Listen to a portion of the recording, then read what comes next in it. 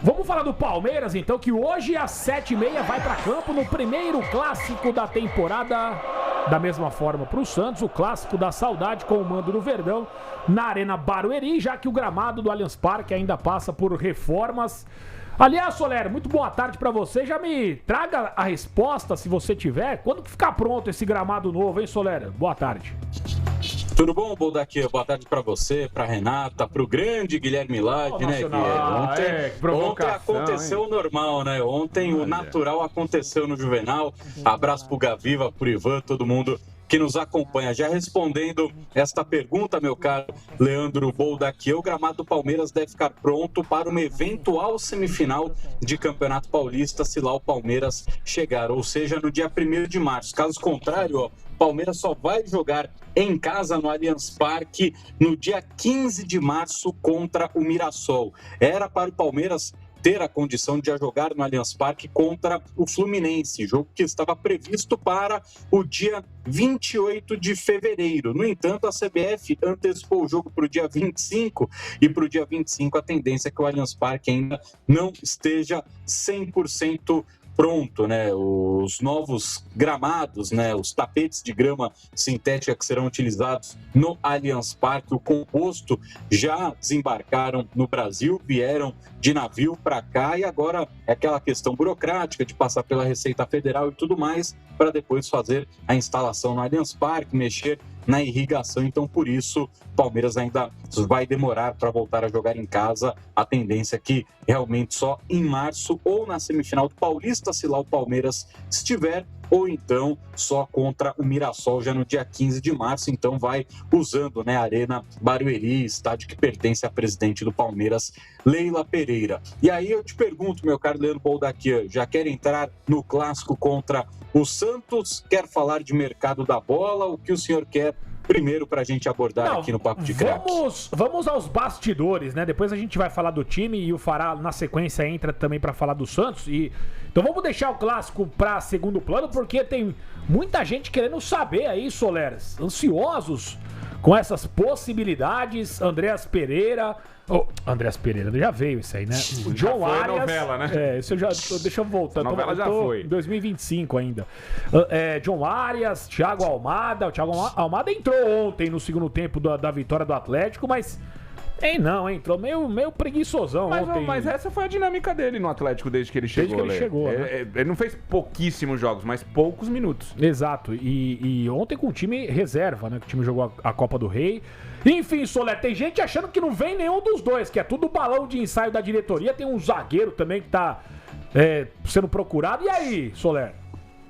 Vamos lá, primeiro com saídas, né, Leo? O Everton essa semana já vai para Porto Alegre, tudo acertado com o Grêmio, né? Como a gente já tinha antecipado aqui na TMC, já faz umas 2-3 semanas que ele já estava com o contrato pronto lá em Porto Alegre, negociação que irritou bastante o Palmeiras, mas ontem, finalmente, né, o Grêmio foi tratar do assunto com o Palmeiras e o Palmeiras fez aquele famoso, né? Melhor um mau acordo do que uma boa briga, liberou o Everton de graça para a equipe do Grêmio, já que ele quis tanto sair do Palmeiras. Então, o Everton, jogador do Grêmio até 2028, contrato de 3 anos com o goleiro. Quem pode deixar o Palmeiras também rumo a Porto Alegre é o Bruno Rodrigues. O Internacional voltou a conversar com o Palmeiras não quer segurar o Bruno Rodrigues, não está nos planos da comissão técnica esse jogador para 2026. E aí o que aconteceu durante essas conversas? Houve ali uma possibilidade de fazer uma troca, mais ou menos parecida com o que foi com o Atlético Mineiro, Bruno Fux e Caio Paulista. O Internacional ofereceu por meio do empresário do jogador, o André Cury, o Bruno Gomes, a equipe do Palmeiras. No entanto, o Palmeiras ainda não tem convicção se esse seria a melhor ideia, o melhor jogador para entrar nesta negociação com o Bruno Rodrigues. Tem também a possibilidade do Bruno Rodrigues só ir por empréstimo e não chegar ninguém no time do Palmeiras, até porque o elenco do Inter não faz a comissão técnica e a diretoria do Palmeiras brilharem tanto o olho assim para trazer algum jogador. É claro, Bernabé, Alan Patrick, jogadores que são titulares absolutos importantes do Internacional, é claro que eles não entram nessa negociação. Seriam jogadores ali de segundo plano para o Internacional, que são caras que deixam a desejar, tanto que o Inter quase caiu para a Série B do Brasileiro em 2025. Com relação a John Arias, esta negociação, sim, Aí a gente já falou também sobre isso ao longo da última semana, também nesta semana, que Palmeiras e Wolverhampton falam linguagem de negociação. Falam sobre valores, falam sobre tempo de contrato, o que dá para fazer, o que não dá para parcelar em quanto. Isso está acontecendo. E o principal agora, Lelê e amigos, o Palmeiras conseguiu convencer o staff do jogador, que era a principal trava, era o que dificultava ainda mais a negociação, conseguiu fazer com que essa negociação andasse para frente, porque existia muito receio de quem trabalha com John Arias, dele ficar com um carimbo de, não deu certo na Europa, quando é exatamente o oposto, não é que ele não deu certo na Europa, o Palmeiras está tirando ele da Europa, o Palmeiras está fazendo uma proposta para que ele saia do futebol europeu, então não é o cara que, não deu certo, desvalorizou e voltou para o Brasil, muito pelo contrário, o Palmeiras provavelmente para fechar o acordo com o John Arias vai pagar mais do que 17 milhões de euros, que foi o que o Wolverhampton pagou para tirar o jogador colombiano do próprio Fluminense. Então o Palmeiras agora conversa com o staff do jogador, é claro, eles estão pedindo lá em cima o salário do John Arias, o Palmeiras quer pagar menos e vão tentar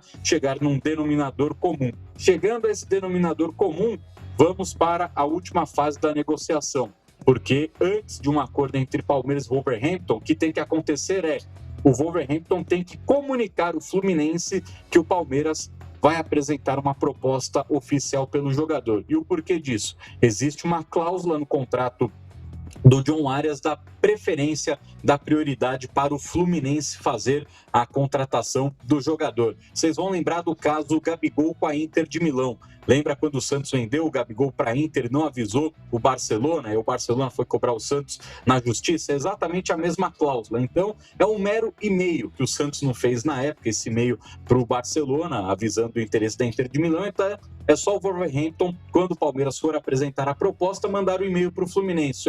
Palmeiras vai fazer a proposta, esse é o valor.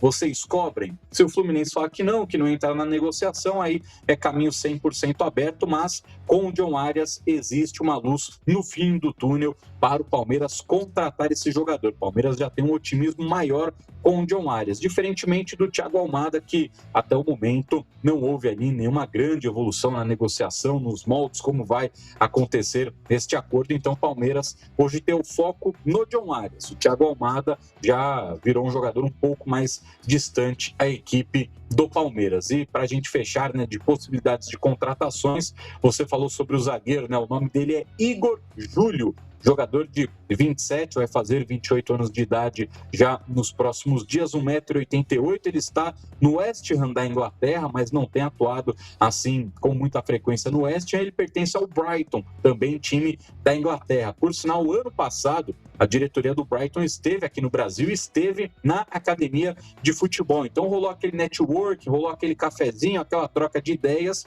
e o Palmeiras tem contato direto ali com o próprio Brighton e tem um interesse no Igor Júlio. Brighton fala em valores na casa dos 8 milhões de euros e o Palmeiras também tem essa possibilidade de contratar esse defensor, zagueiro canhoto, jogador de imposição física, mas que vem com um ponto de interrogação com relação à parte física. Tem se machucado bastante, ficado fora de muitos jogos do West Ham. Por sinal, na reta final do ano passado ele estava se tratando no Refis do São Paulo. Então o Palmeiras também olha essa situação física aí do jogador na hora de fazer essa operação de compra do Igor Júlio, zagueiro que hoje está no West Ham, mas pertence ao Brighton da Inglaterra.